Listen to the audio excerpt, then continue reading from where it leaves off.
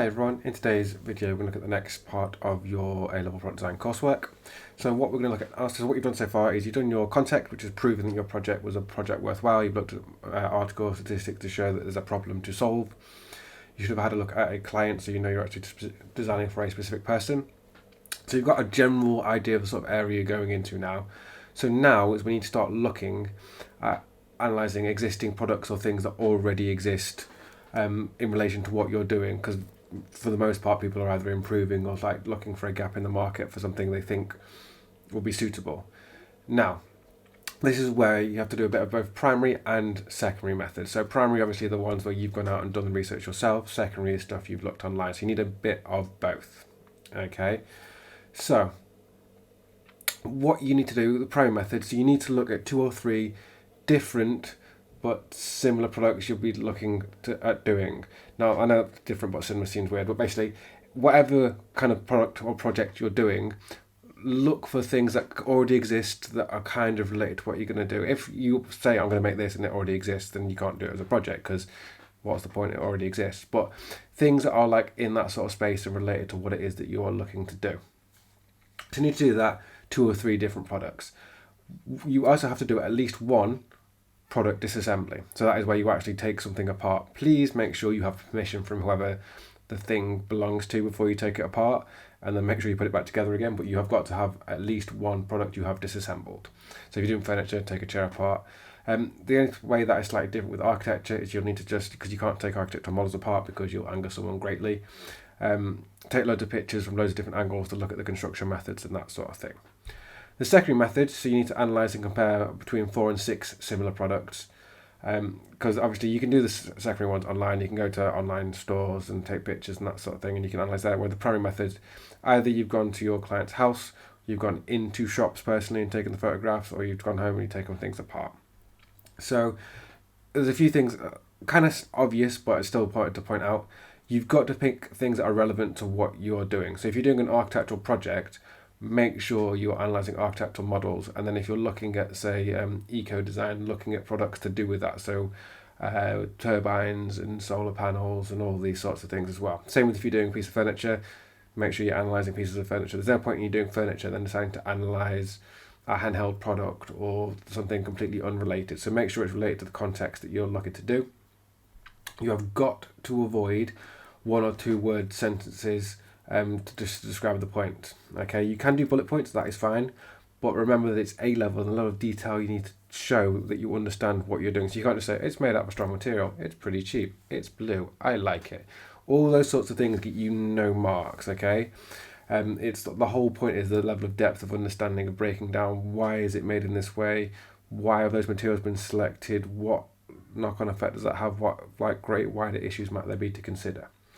If you have any moving parts that like you think your product's going to have moving parts to it, you need to start analysing here possible kinds of mechanisms as well. So if you've got a chair that you know is going to have to move up and down, or as I say, if you're doing like architectural design and you're looking at like eco design, you need to look at how some of these actual things work, because you need to actually be able to design how the thing will work.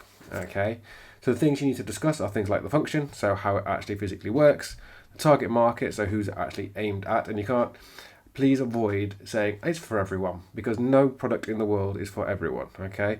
My 3-year-old is not going to want to use the same thing that I want to use that a 70-year-old wants to use, okay?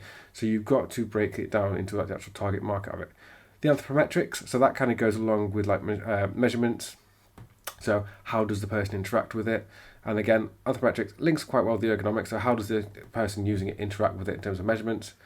Ergonomics, remember please that it isn't just about how comfortable it is, it's also to do with like light, sound and colour, all the way that different ways that you might interact with it. So how you absorb whatever the thing is, so you sit in it, you hold it, you look at it, like how do you interact with it? Sizes, again, linked with that anthropometrics, is what sizes are there, or is there a reason why it's that size? Does it need to hold certain parts inside it that determine it needs to be a particular size or not? Aesthetics, how it looks, and then please avoid still, it's blue, it's red. Okay, why are those colours? So remember colours, the idea of colour theory, again, kind of links to ergonomics, is that different colours provoke different emotions and different thoughts in what you're doing. Some colours are very calming, some colours are very agitating, so making sure you understand why they've used what they've used. Materials, as with the theory content, please avoid just saying metals, woods, plastics. Okay, you have got to be specific about those materials and talk about those properties of those materials. Okay, so why do you think those particular materials have been chosen? It's because of those mechanical and those physical properties. Finishes, so how has it been finished? Paints, varnishes, is it going outside? I like all those sorts of different things you could have. Safety, in terms of, and people always get confused with safety in terms of, oh, they've made it, they didn't cut their finger off. It's to do with the customer safety of, is there anything in there to consider how someone could get harmed, can fingers get trapped, can parts come off and break in your hand, that type of thing. Cost, so how much did it actually retail for, and do you think that's a fair price? How much, based on your research, do you think the materials might have costed? Then environmental issues, so some products are very easy to disassemble to recycle, some you have to just chuck in landfill.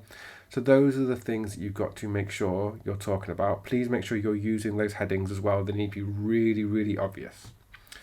So we're going to have a look at a couple of examples. So this is Will, who was doing a chair. So first of all, he analysed it in quite good detail. So obviously it's one from home. Loads of pictures of the different areas of it all. Got all the key measurements in there. He's looking at the materials that it's made from, recycling symbols, so making sure he knows like environmental issues that go along with it. He's got all these little headings and things like that, so make sure it's customer aesthetics, all those sorts of things. Talking about the advantages and the disadvantages of the product and taking as many pictures as you can do. So obviously this is all primary research, but you might have to get some of this information online. So things like the material breakdown, he's had to get online because it's not written on the chair all the time. This then is an example of like product disassembly. So I think it might be the same chair. It looks pretty similar. So this is what I mean, like literally you take it apart step by step, take photographs and look at how it actually goes together. Okay, the whole reason of doing disassembly is you don't really understand how something works or goes together until you take it apart. Obviously you can do this with like flat pack furniture as well, but you do need to be able to physically take stuff apart and take pictures of it as well. And then again, goes over quite a few pages, particularly if you have like mechanisms and parts, looking at the materials, the joining methods that go to it. Then we talked about mechanisms a little bit. So if you know your product or your thing is going to have some form of moving part to it, you need to make sure you understand how that mechanism works. You don't always have to redesign a brand new mechanism for your actual design. You can take mechanisms that exist, you just got to make it. But you need to understand how it works. What you can't do is just avoid the magic black box of like, oh yeah, you just press this button and it works. Well, how does it work? Don't know, just it works. You need to show, well, no, that works because you got linkages inside here, or we've got gears inside here, or whatever it is. And then, so those are the primary research, and then we come on to the secondary, where essentially he's just taking things offline, taking websites, and he's analysing, trying to get more unusual ones, try and avoid getting loads of really, really similar ones, because it's very boring. You're not going to get much recognition or marks because they're too similar. You need to be able to compare varying different designs. So we've got quite a few there. And then the last little bit is how you analyse it. So I went through those titles with you. In secondary school, you tend to see like Access FM is quite popular. You might have done Cafe Qs as well. This prompt basically is to help give you a few more questions to try and answer and go into. So I went through at the start of the video using those headings, which are slightly different. Please do make sure you use those headings. But I'll purposely keep this on here because what you can do is always pause the video and it gives you a few prompts and the kind of questions to try and avoid those 1, 2, 3 word answers which aren't really going to get you very far in A-level. Okay, so that is existing products. Hopefully that made sense. If you've got any questions, please let me know.